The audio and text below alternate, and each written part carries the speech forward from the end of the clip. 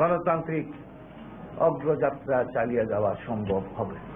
অন্যথায় কোন অগণতান্ত্রিক অসাংবিধানিক এই সরকার যদি বাংলাদেশে প্রতিষ্ঠিত হয়, তাহলে গণতন্ত্র ধ্বংস হবে, এদেশের যে উন্নয়ন সেই উন্নয়ন ব্যাহত হবে এবং পৃথিবীতে বাংলাদেশকে পরায়া রাষ্ট্র হিসাবে আপনার চিহ্নিত হবে।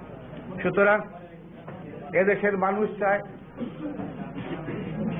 আওয়ামী লীগ চায়, সারা বিশ্বের গণতান্ত্রিককামী মানুষ চায় যে বাংলাদেশের 5ই জানুয়ারি নির্বাচন শান্তিপূর্ণ, অবাধ ও নিরপেক্ষ হবে এবং সেই নির্বাচনের মাধ্যমে জানুয়ারি মাসের কোনো এক সময় নতুন সরকার গঠন করা হবে এবং তারাই রাষ্ট্র পরিচালনা করবে। আজকে দেখেন নাটক বেগম খালেদা জিয়ার নাটক। উনি আসবেন, যাবেন, কয়টার সময় যাবেন, হঠাৎ করে দুপুরের পরের সময় উনি আপনার আসলেন ঘরের বাইরে, আর ওনার সাজ সজ্জা যেটা ছিল মনে হয় পার্টিতে যাচ্ছেন, একটা একদম হালকা গোলাপি রঙের শাড়ি, এইটা তো আপনার এবং যে সাজ সেটা মনে হয় না যে উনি আন্দোলনে যাচ্ছেন। হ্যাঁ, আপনার আসকন আর পায়জামা আর টুপি পিনতে তো যুদ্ধে যাওয়া যায় না। যুদ্ধ তো যাইতে হলে আপনার যুদ্ধের পোশাকেরও পরা অত্যন্ত প্রয়োজন। উনি আসলেন জাস্ট আপনার একটা নাটক করলেন।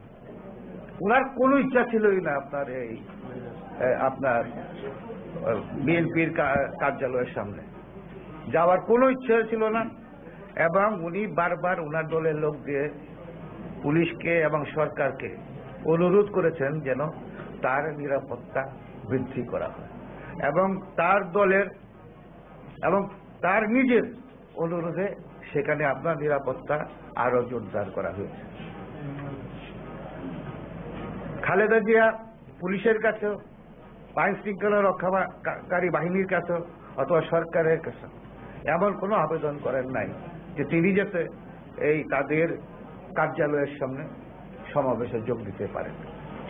যেটার জন্য অনুরোধ করলেন সেটা হলো তার বাড়ির নিরাপত্তা আরো অধিকতর নিশ্চিত করা, এবং সেটাই ছিল ওনার মূল উদ্দেশ্য। তারপরে কি দেখলাম আমরা, ক্যামেরায় পোজ দেখলেন, পুলিশ আইন শৃঙ্খলা বাহিনীকে অকথ্য ভাষায় গালিগালাজ করলেন, যেটা একজন মহিলাদের মুখে শোভা পায় না।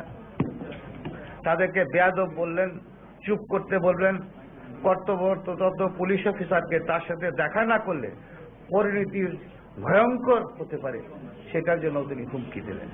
এটা কিন্তু কোনো বিরোধী দলের নেতার আচরণ হতে পারে না। আমরা সেই অরাজনৈতিক আচরণ এবং শিষ্টাচার বিরোধী আচরণের জন্য আমরা ঘৃণা প্রকাশ করি। প্রিয় সাংবাদিক বন্ধুরা, জাতির সামনে আজ প্রশ্ন হিসেবে উত্থাপিত হয়েছে যে বাংলাদেশের বিজয়ের মাসে কেন এই ধরনের অগণতান্ত্রিক কর্মসূচি। বাংলার জনগণের মনে প্রশ্ন জেগেছে, স্বাধীনতা বিরোধী জামাত শিবিরদের হাতে কেন এই দেশের পতাকা? তাহলে কি তারা বাংলাদেশে নতুন কোন জঙ্গি রাষ্ট্র বানানোর স্বপ্ন দেখছেন? মাননীয় বিরোধী দলের নেত্রী রাষ্ট্রের দায়িত্ব পালনকালে স্বাধীনতা বিরোধী যুদ্ধ অপরাধীদের গাড়িতে বাংলাদেশের পতাকা লাগিয়ে এদেশের 30 লক্ষ শহীদ এবং 2 লক্ষ মা বোনের সম্ভ্রমের সাথে প্রতারণা করেছিলেন।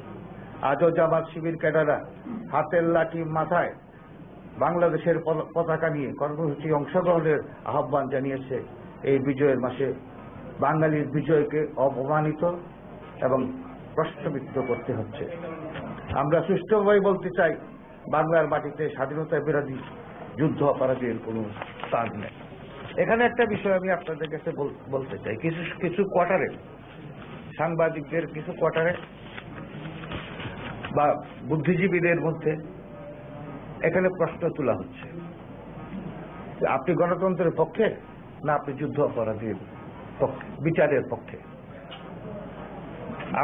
আপনি যুদ্ধ অপরাধীদের বিচারের পক্ষে বা আপনি কি গণতন্ত্রের অগ্রযাত্রার পক্ষে? এখানে তো আপনার এটা কম্পিটিশন হইতে পারে না যে আমি গণতন্ত্রের পক্ষে কিন্তু আমি যুদ্ধ অপরাধীদের বিচারের বিপক্ষে। বা আমি যুদ্ধ অপরাধীদের বিচারের পক্ষে আবার গণতান্ত্রিক অগ্রযাত্রার বিপক্ষে।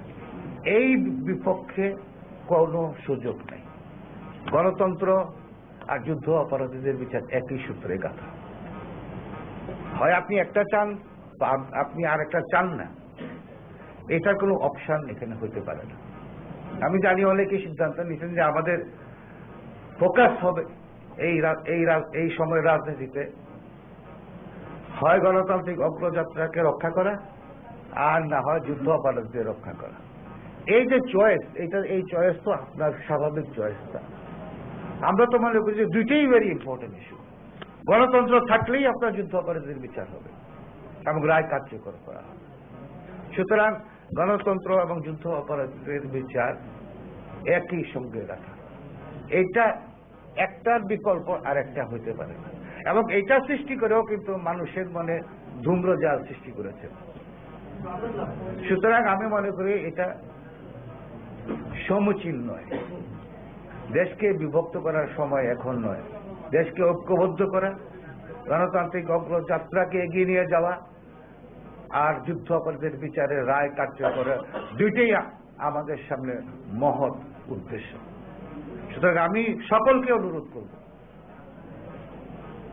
যে ভাগাভাগি না হয়ে আসুন গণতান্ত্রিক অগ্রযাত্রাকে আমরা এগিয়ে নিয়ে যাই, যুদ্ধ অপরাধীদের বিচারের কাজ সম্পন্ন করি এবং রায় কার্যকরী। তার মাধ্যমে কিন্তু এই বাংলাদেশের আপনার পার্মানেন্ট শান্তি আসবে। ধন্যবাদ। কোন প্রশ্ন থাকলে বলেন।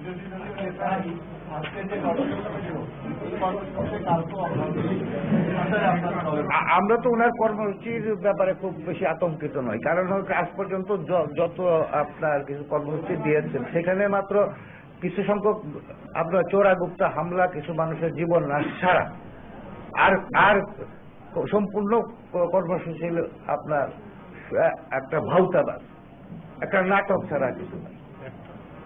আমরাও কিন্তু আন্দোলন করেছি, মাসের পর মাস আমরা হরতাল করেছি। আমাদের উদ্দেশ্য ছিল সঠিক, আমাদের নেতৃত্ব ছিল সঠিক, যে আমরা বাংলাদেশে গণতান্ত্রিক শাসন ব্যবস্থা চাই। এবং যখনই আওয়ামী লীগ সুনির্দিষ্ট কোন কর্মসূচি নিয়ে পাকিস্তান থেকে শুরু করে আজ পর্যন্ত মাঠে নেমেছে, কোনোদিনই আওয়ামী লীগ পরাজিত হয়ে কিন্তু ঘরে ফিরে নাই। আজকে আমি বেগম খালেদা জিয়াকে বলবো, হ্যাঁ, এই ধরনের নাটক মাঝে মাঝে করলে হয়তো অনেকেই দেখতে আনন্দ পায়, কিন্তু আমি সেখানে কোনো আনন্দ দেখি না। তিনি দুইবারের প্রধানমন্ত্রী, তিনি বিরোধী দলের নেত্রী, তিনি তো নাটক করতে পারেন। আমরা তো তার কাছে আশা করি যে সিরিয়াস কিছু, যেটা জাতি অত্যন্ত গুরুত্বের সঙ্গে বিবেচনা করে এই ধরনের কথা তিনি বলবেন। উনি পুলিশকে গালিগালাজ করবেন, যারা আইন শৃঙ্খলা রক্ষা বাহিনীর গালিগালাজ করবেন, অশ্লীলতা জনগণের সামনে আপনার দেখাবেন, সেটা কিন্তু আমাদের যে নতুন প্রজন্মের জন্য খুব বেশি একটা শিক্ষণীয় বিষয় হয়। সুতরাং আমি বেগম খালেদা জিয়াকে অনুরোধ করব, আপনারা আপনাদের কর্মসূচি যদি ইচ্ছা করেন কোনো আপত্তি নাই, কিন্তু শিষ্টাচার বর্জিত কোনো কর্মসূচি কিন্তু কোনোদিন সাফল্যমণ্ডিত হবে না। প্রশ্ন